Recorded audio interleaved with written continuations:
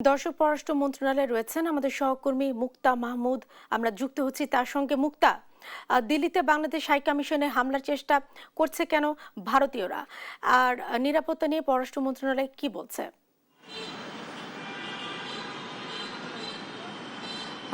Jessica, আপনি যেটা বলছিলেন যে দিল্লিতে বাংলাদেশ যে হাই কমিশন আছে সেই হাই কমিশনে কিন্তু আজও হামলা এবং বিক্ষোভ, তার আশেপাশে কিন্তু বিক্ষোভ কর্মসূচি পালন করছে বিশ্ব হিন্দু পরিষদ। এই কর্মসূচি কিন্তু তারা গতকালই দিয়েছিল সংবাদ সম্মেলনে। তারা বলেছিল যে বাংলাদেশ হাই কমিশন এবং মুম্বাইতে তারা হচ্ছে বিক্ষোভ কর্মসূচি পালন করবে। বাংলাদেশের হাই কমিশন এবং হাই কমিশন যেগুলো আছে সেখানে তারা বিক্ষোভ কর্মসূচি পালন করবে। মূলত তারা যে ভালুকায় যে দীপনকে পুড়িয়ে হত্যা করা হয়েছে সেই ঘটনার সঙ্গে বলছে তারা সংখ্যালঘু ঘটনা। এই ঘটনা কিন্তু বাংলাদেশ ব্যাখ্যা করেছে, বাংলাদেশের পররাষ্ট্র মন্ত্রণালয়।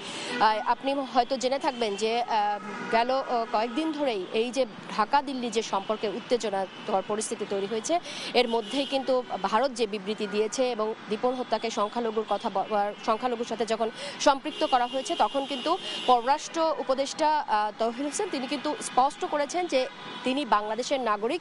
এই হত্যার সঙ্গে কিন্তু সংখ্যালঘুর কোনো সম্পর্ক নেই।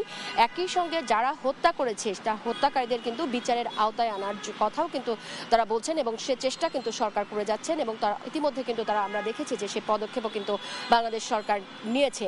তার আগেই একটু আমি জানিয়ে রাখি, এর আগেই কিন্তু ঢাকা দিল্লির যে সম্পর্ক চলছে তলব এবং পাল্টা তলব, এসব ঘটনাকে কেন্দ্র করে আবার আমরা দেখেছি যেহেতু ইনকলাব মঞ্চের মুখপাত্র হত্যা করে, যেটা সামাজিক যোগাযোগ মাধ্যমে ইতিমধ্যে প্রচার হয়েছে, তার হত্যাকারীও ভারতে পালিয়ে গেছেন, এরকম একটা বিদেশি এবং ভারত যেন এই সব অপরাধীদের আশ্রয় না দেয়, এ কারণেও কিন্তু ভারতের পররাষ্ট্র ঢাকায় নিযুক্ত ভারতীয় হাইকমিশনারকে কিন্তু তলব করা হয়েছিল।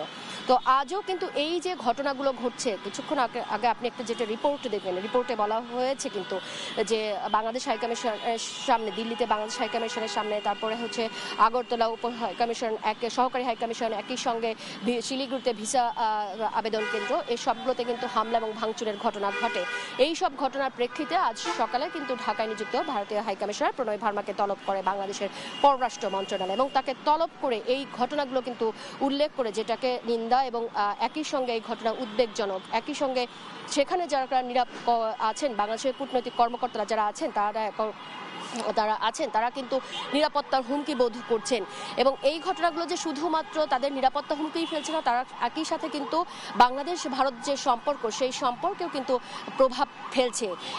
পরস্পরের প্রতি শ্রদ্ধা এবং পরস্পরের প্রতি যে সহনশীলতা, সেই সহনশীলতাটাকে কিন্তু নষ্ট করছে। এই বিষয়গুলো কিন্তু উল্লেখ করেছে বাংলাদেশের পররাষ্ট্র মন্ত্রণালয় এবং বাংলাদেশের পররাষ্ট্র মন্ত্রণালয় যেটা ভারতকে জানিয়েছে যে এই যে ঘটনাগুলো ঘটছে, এই ঘটনাগুলো যেন পুঙ্খানুপুঙ্খ তদন্ত করা হয় এবং তদন্ত করে তাদের যে নিরাপত্তা, বিশেষ করে ভারতে বাংলাদেশের যে কূটনৈতিক মিশনগুলো আছে সেই সব প্রতিষ্ঠানগুলোর যেন তারা নিরাপত্তা নিশ্চিত করে।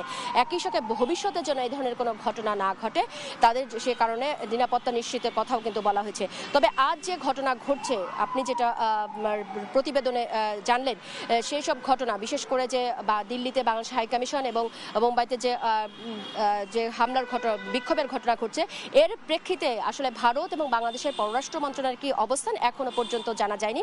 আমরা জানবার চেষ্টা করছি, পররাষ্ট্র উপদেষ্টা হয়তো পররাষ্ট্র মন্ত্রণালয় আসলে আমরা জানবো যে আসলে বাংলাদেশের অবস্থানটা কি এই আন্দোলনের, ভারতের যে আন্দোলন হচ্ছে সেই আন্দোলনের প্রেক্ষিতে। তো জেসিকা, এই ছিল এখনকার মতো অবস্থা। জেসিকা।